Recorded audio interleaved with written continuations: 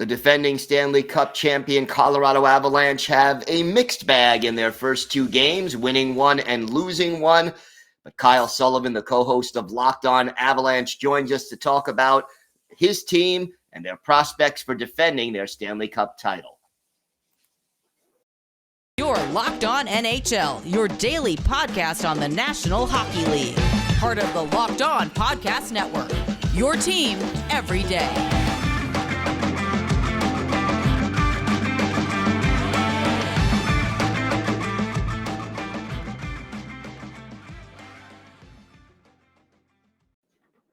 And welcome back to the Monday edition of the Locked On NHL Podcast. Gil Martin, glad to be with you today, talking all things NHL. And right now, it's my pleasure to welcome back to the show the co-host of Locked On Avalanche, Kyle Sullivan. Kyle, interesting start for the Avs, but first, I want to thank everyone for making Locked On NHL your first listen every day. We are free and available on all platforms. Kyle, a nice start, but a disappointing second game. Injuries playing a role. Talk to me about some of these injuries and how long-term are they? Well, going into the season, we knew we were going to be without Darren Helm and Gabe Landeskog. How long, we did not know. After game one against Chicago, the Avalanche did what they were expected to do. It was a banner-raising night. The emotions were high. Everybody got to look back at the Stanley Cup that was and kind of shift their focus to this upcoming season. So they handled business in Chicago, and then the next night, right out of the gate, we get a back-to-back. They go play Calgary, where they get to see Nas one more time, and they just could not get going. And it's one of those, on a back-to-back, you kind of lean on Gabe Landeskog and that leadership that he provides in that role, and it just wasn't there. And you didn't see that energy until late into the third period when it was kind of too little too late. So it's one of those that the fanfare is over. It's the first Avalanche loss in months. So it's one of those that you have to turn around and see there's 80 more games ahead of you. How are you going to handle the rest? And who's stepping up in this role? Because without Landeskog, you don't have that leadership. It now falls on Nathan MacKinnon. And where are we going from here? And how do you step up? And Monday night against Minnesota is a good place to start. Yeah, it certainly would be. There have been some impressive performances. Mikko Rantanen, 5 assists through 2 games. Valeri Nichushkin with 3 goals through 2 games. Who's been the driving force for this team so far? Well, Nathan MacKinnon, he has not lost a step. It's one of those that after he became the highest paid player in the NHL, he got his Stanley Cup. It was one of those things that was mentioned in the offseason. What does he have left to go after? And you can just see that Nathan MacKinnon's come from that same cloth that like McDavid is and Crosby. They're just hockey robots. And it's just winning the game is all that matters to him. And after he tallied a goal, he's right back into where he's supposed to be. So he's driving. And now with the additions of Turi Leikkanen that they got at the trade deadline last year, he is a spark plug. He is all over the place. He might not be showing up on the stat sheets as significant as like Nichushkin, but he is there and he is impressive. So Kyle Makar also on that role. So you're looking at Nathan MacKinnon, Lekkinen, Nichushkin, and Kyle Makar because they are just, it's like the Stanley Cup was just awarded yesterday. They have not missed a beat. How concerned are you by the team's defensive performance or lack thereof against Calgary? I still think it's one of those things that cohesion plays a part. You still have because let's not forget, this is still a goalie by committee kind of situation. We have Pavel Francouz and Georgiev back there sharing the starts, 1A, 1B situation. It was Georgiev against Chicago and Frankie in game 2 against Pavel Francouz. So 2 different goalies, 2 different styles, how the defense adapts to those goalies. It's one of those things that will get refined as the season goes on. You did not put Frankie in the best of situations in that Calgary game. So it kind of falls on both. Like Frankie had some bad shots go in and the defense allowed some bad shots to get there. So they have to work on it and kind of find what lines are working together, what D pairings. You're not messing with Taves and Makar. That line's set in stone. But the other 4, you could kind of shift around and figure out. And again, this is Samuel Girard. He's back in the lineup after missing the playoffs with an injury.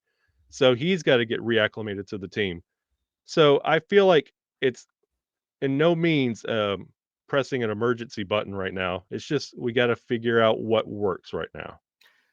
Kyle Makar is such a special player. Talk to me about his potential, because it seems to me he could win, another Norris Trophy. He could win even a league MVP if he has the kind of season we all know he's capable of having.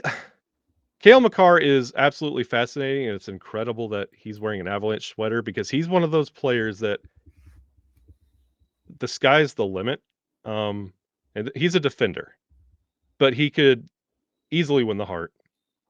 Put pads on him. He's that kind of caliber player. He could win the Vezina if he wanted to. He's just, me and Chris talk about it all the time on the show. Chris Baselli, co-host on Locked On Avalanche. We talk that he is a positionless player. Like, his skill and hockey IQ transcends his position. Like, he's offensive minded. He knows where he needs to be on defense.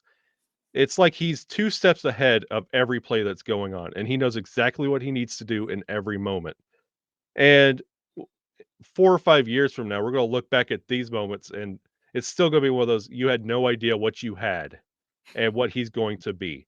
I feel like everything we talk about, McDavid, Crosby, Makar, Kyle Makar is going to overdo Ovechkin. Like, he's going to have star power that's going to last a lifetime. He is a generational type player.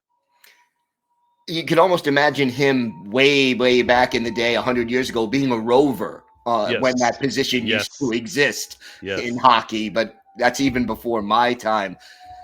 How much of a concern is goaltending for this team heading into this season? Honestly, it's a concern, but it shouldn't be. Colorado's had a habit of making stars out of goalies. Look at where Darcy Kemper is now and what he's producing in Washington, and look at what Grubauer is doing in Seattle. Both were pivotal members, and they were welcome members of the Avalanche, but once they decided to go elsewhere, that talent was not enough to hold up when that defense wasn't in front of you. And goaltending, all we need you to do is just block shots. Like, it was the status quo last year to allow about 20 shots last year. If you could block at least 2 of them, we're fine. Like, if you're letting in 2 shots past you when we're letting 20 at you, we can win games 4-2, 5-2, 6-2. This team has flirted with double digits a couple times. They've tallied anywhere from 7 to 9 a couple times. So scoring's not a problem. It's just hold the fort. That's all we're asking you to do. We're not asking you to go out and win us a game. Very rarely are we going to have a 1-0 game. So you're not asking a lot out of the goaltender position, and we're not expecting a lot out of the goaltender position. And it's for the goalie not to get too mental between the pipes is all we're asking. And again, that's going to come with time. We're sitting on game 2. You've seen both goalies and what they can do, and now they can improve on it, and they know what works and what doesn't, and how that defense is going to play in front of you. All right, be something to keep an eye on this season, and we will do just that. Kyle, why don't you tell our viewers and our listeners where they could find the podcast and where they could find you and your co-host on social media? Yeah, you can find the show on YouTube. We're just look Locked On Avalanche. We're on YouTube. You can look LOPN_Avalanche on Twitter and Locked On Avalanche on Instagram as well. That's where me and Chris will be found in all of our hot scorching takes. And as far as Twitter? Twitter, that is LOPN_Avalanche on Twitter. And Chris Maselli, he's on that account. So that's where he is. And for you? Oh, at Shaggy Bondu, if you want to find me. Absolutely. Well, Kyle, always a pleasure to have you here. Thanks for joining us today. It's always an honor, my friend.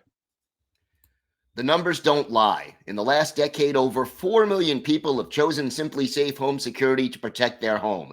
You don't earn the trust of that many people without doing something right. At Simply Safe, your safety is the only thing that matters. I know because I use Simply Safe in my own home. They protect you with cutting-edge security technology powered by 24/7 professional monitoring agents who always have your back. Here's why I love it. Simply Safe blankets your home in protection with advanced sensors for every room, window, and door. HD security cameras for inside and outside your home, smarter ways to detect motion that only alert you when a threat is real, and even hazard sensors that instantly detect fires, floods, and other threats to your home. Our monitoring experts use proprietary advanced response technology to visually confirm when a break-in is real so you can get the highest priority police dispatch. Customize the perfect system for your home in just a few minutes at simplysafe.com/LockedOnNHL.